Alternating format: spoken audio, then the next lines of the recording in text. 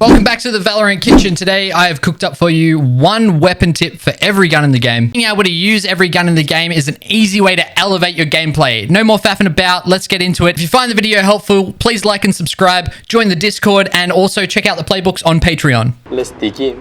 And to kick us off is of course the Classic. The Classic has two different fire rates, one for your left click and one for your right click. What's interesting is that your Classic's fire rate is determined by your previous shot, meaning if you want to left click after right clicking, you have to wait for your right click's fire rate. But if you left click, you can immediately right click afterwards. What that means is it's often best to left click into a right click to get 4 bullets off near instantly. Second course, the Shorty. Now a lot of people probably already know this trick, but when you're on eco and you want to play with a Shorty, it can feel really high variance because if they come to your site, you kill them with Shorty, great. But if they don't, then you're kind of cooked and you can't take any fights. Well, lucky for you, there's a way to get 2 guns in the round. Once you've bought your Shorty, drop it on the ground before the round starts. Then, as soon as the round starts, swap back to your Shorty, dropping your Classic on the ground. The reason that you have to do it this way is that at the start of the round, all Classics on the ground will disappear. It's only guns that cost credits that stay on the ground. Just be careful where you do this though. If an attacker hears a gun drop sound at the start of the round and knows this trick, they probably know what you're up to. Third course for tonight's degustation is the Frenzy. I think the Frenzy is super underrated, but it's probably underrated because people are trying to use it solo. The Frenzy is at its best when it has frenzies. So you can win the round with the power of friendship. Frenzy ship 10s. Frenzy ship. Come on, we went over this. If you can encourage your team to buy multiple of these on a pistol or an eco round, I promise you it will yield results.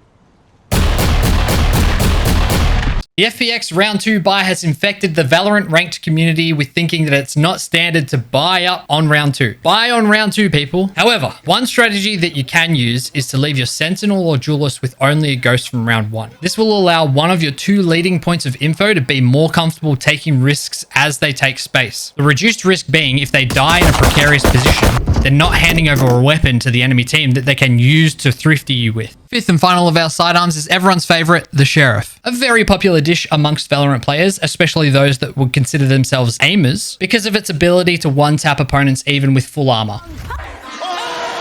However, the Sheriff's damage falls off at 30 meters. Headshots go from 159 all the way down to 145, meaning you can no longer one-tap full armored opponents. But body shots only go from 55 to 50, meaning regardless of distance, you only ever need maximum 3 shots to the body. So for almost everyone in the game, the success rate on a duel at this distance with the Sheriff will be higher if you focus on good movement and getting 3 quick body shots, as opposed to trying to land a headshot and then another follow-up shot. Taps and the brain blast coming in from the Viper. And then the forts! The Stinger. The Stinger's ult fire is underrated. It's a 4-round burst, and even at 30 meters, it's easy to take down a full armored enemy. And you won't believe this one simple trick to master the Stinger. Full buyers hate it. The recoil pattern goes up and to the left. So instead of aiming for between the eyes, aim at the bottom right of their chin. If you aim for a headshot like you're using a Phantom or a Vandal, your last 2 bullets are going to go over their head. But if you aim a little bit lower and to the right on their chin, your recoil is going to take you straight into a triple dink headshot. The Spectre. Now, my pro tip is don't ever buy this into full armor guns. The way that the damage calculations work are really unfavorable, but it's fantastic in anti-eco. Lots of bullets, lower health pools to deal with. You can spray down rushes, and because it's bad into full armor, then if you end up dropping it over, it's a fairly low risk gun to fight against. Next up is our shotguns, starting with the Bucky. The Bucky's ult fire is absolutely insane. You need to know how to use it. Okay, so here's how it works. It fires a canister that explodes into 5 pellets after 7.5 meters that deal 20 damage each. It's only 100, but it's 40 damage to the head. Oh, nice try, my little Valorant player. It's 200. If you hit someone or something closer than 7.5 meters, it won't explode, dealing only 1 pellet's worth of damage. But Chef, how am I supposed to know if my opponent isn't less than 8 meters away? Well, little Timmy, whenever you ping, it tells you exactly how far away from that spot you are. So if I'm under 8 meters from the corner, I left click. If I'm more than 8 meters, I right click. Hey, look at you go, little Timmy. That's exactly right. Up until 8 meters, you'll pretty consistently deal over 150 damage to anyone. And then from 8 to 12 meters, the alt fire or right click will do over 150 damage consistently if you aim at the head. And finally, the big boy of the shotguns, the Judge. The Judge is the ultimate short range weapon for locking down an area. The main advantage that the Judge has over the Bucky and the Shorty is that it's full auto. So it doesn't matter how many people attackers throw at you, you're gonna deal some serious damage. The biggest mistake people make when using the Judge is moving too much with it. Your spread goes incredibly wide once you start moving. You want to make sure you get that first shot while you're standing still or crouching, and then follow up, run around just to finish people off. I'd recommend that at least every role except for initiators buys at least one Judge per game. For duelists, it can be a fantastic variation on entries. Controllers can play in and around their smokes at close range, and Sentis can set up traps with their U-tool where they can swing with the Judge at close range. Onto rifles, and the Bulldog is an underappreciated gem. It's not the best at anything, but it's good at everything. It only headshots for 115, but it has no damage fall off, and you can kill anyone in 2 bullets. And with the A.D.S, that's very easy to achieve. Its spray spread is on par with the Phantom and Spectre, so you're not disadvantaged at short range either. Aim for the neck and let the burst hit the head. If you hit their chin, you'll double headshot. If you hit their chest, you'll body shot plus headshot. Easy peasy. Guardian, if you're going to take any fight over 40 meters, buy this gun. The Guardian is the only semi-auto rifle in Valorant, and because it's semi-auto, it gets a 1.5 zoom aim down sights rather than 1.25 on the other rifles. It also has the lowest first shot spread of any gun, and if you're ADSing, has no first shot spread. So if you're one to complain about the RNG of first shot spread, you should just buy the Guardian A.D.S every fight. Phantom versus Vandal is a debate that's been done to death, so I'll answer the question this way. When is the feeling of doing 140 outweighed by the benefits of the Phantom? Firstly, on defense, you can control situations of your gunfight a lot more, so you can force an advantage weaponry by only fighting within 20 meters. And whenever you have 3+ characters who have vision denial abilities, the Phantom will be your friend. The advantage of spraying smokes with a silenced weapon like Ghost, Spectre, and Phantom, and the extra magazine size cannot be understated. But make sure you're actually spamming smokes if you're going to do that.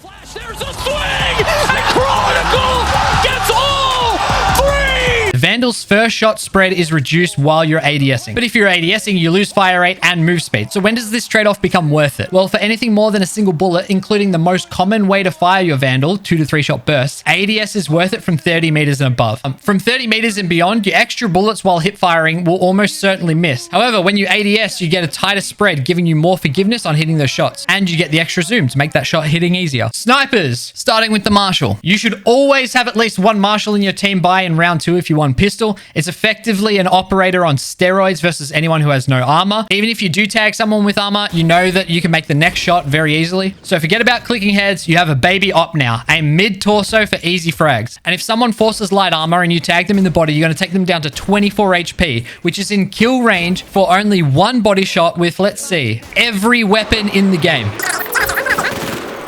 Portal closed. Shields, that's shields right now. Hey. The Outlaw, in a similar vein to the Marshal, is the strongest gun in certain situations. Keep an eye on your opponent's economy. When opponents can't full buy, take mental note of everyone who can only afford light armor.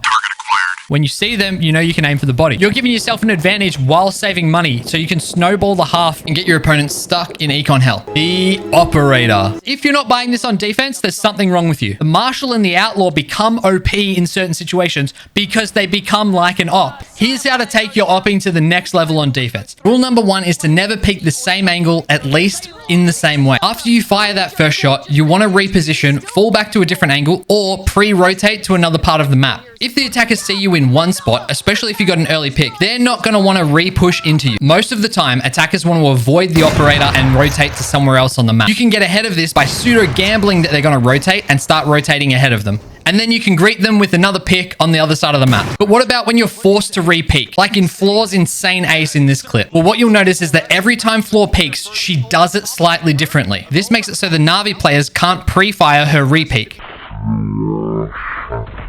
So let's break this down so you can learn from one of the best. So Floor's teammate dies from hell, so she looks for the peek on the large box. She sees the fade swinging out, catches that. Then she peeks forward, changing her angle and the height that she's peeking from. She then flashes and sends a fake TP. Now, if anyone's holding her, they're not sure which side of the window she's going to swing from. She has to shoot out the archers, then takes that opportunity to check mid for any lurkers before reloading and resetting now for the final push. She holds close rope. She jump peeks backside and then flashes far this time. It's a different flash. Now she peeks the small box, isolating this angle, finds Vice, and then jumps onto the tall box this time for the immediate re-peek, swinging with her Teo. Every time Floor peeks in this round, she changes something, whether it's the height of her peek, the depth of her peek, or using util to disrupt anyone who might be holding her. And lastly, machine guns. The Ares compared to most guns is lacking in almost all areas, but what it does have going for it is the extended mag size, only second to the Odin. This allows you to spam choke points for a long time, not only looking for kills, but also just to stall any pushes. The Ares only does 75 damage to the head, which isn't much, but the silver lining is it's exactly half of 150. So to get the most out of it, using a character that has an ability that can vulnerable the enemies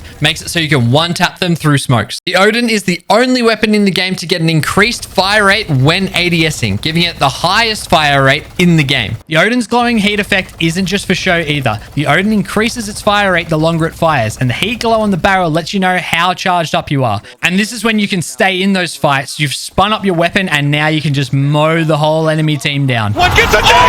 The transfer comes in! Forsaken! Gets him across the line! Thanks for watching. If you learned something from this video, please like and subscribe and check out our other videos.